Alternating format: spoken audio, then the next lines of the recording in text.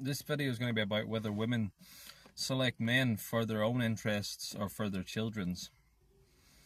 I would say that they select their own interests. For their own interests, it's purely selfish. It's purely in the now. I'm reading this book at the minute. It's called The Bell Curve, right? And I already knew most of the information in it because I've read other types of books on the same subject, but there were some subjects it went over that I hadn't read about, like parenting, the relationship of parenting to IQ. Excuse me. So it goes over pretty much all outcomes in relation to it, comparing it to socioeconomic status, the poverty line, education, and then it controls for IQ. And it shows basically that IQ is related to everything, and it's more predictive of everything, more so than money, way more so than money, way more so than education, way more so than poverty. So it basically shows that you're better off having a child with a high IQ, poor man, or a woman, reverse is true, who's from a poor family. That person has more chance of succeeding in life in a meritocratic society. In America, that's where the research is mostly. No, it was done in Sweden as well. More likely to succeed than a stupid child from a rich family who has been born into wealth. Way more likely.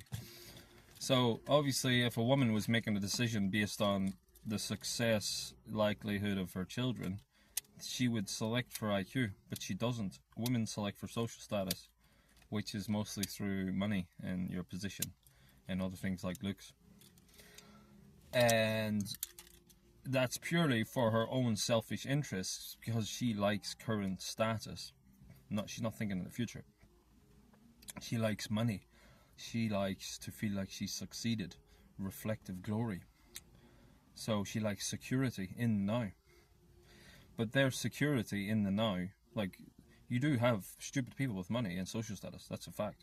So she's selecting that man for present greed and gluttony and pleasure. Yeah. And she's not thinking about the future, which proves my theory about women of narcissism. They select purely out of selfish interests, and they're not thinking about children, they're not thinking about the future.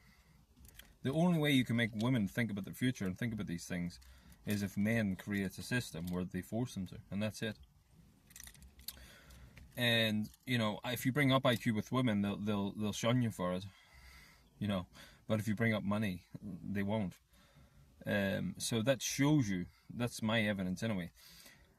All these psychologists, like these, oh god, man, these what a word, like they don't deserve any label like that. But these people, like, they go on and they'll fill in a questionnaire, self-report. Self-report is nothing. Who you are is inferred by your actions mainly. And just because you call yourself a psychologist and you go on and ask women to fill in a questionnaire and use that as evidence, doesn't mean you're a psychologist, doesn't mean you're right. You're actually wrong. Self-declared assertions of yourself has nothing to do with who you are. Who you are is what you do, and inferred from your actions is who you are. So who people are is inferred from their actions.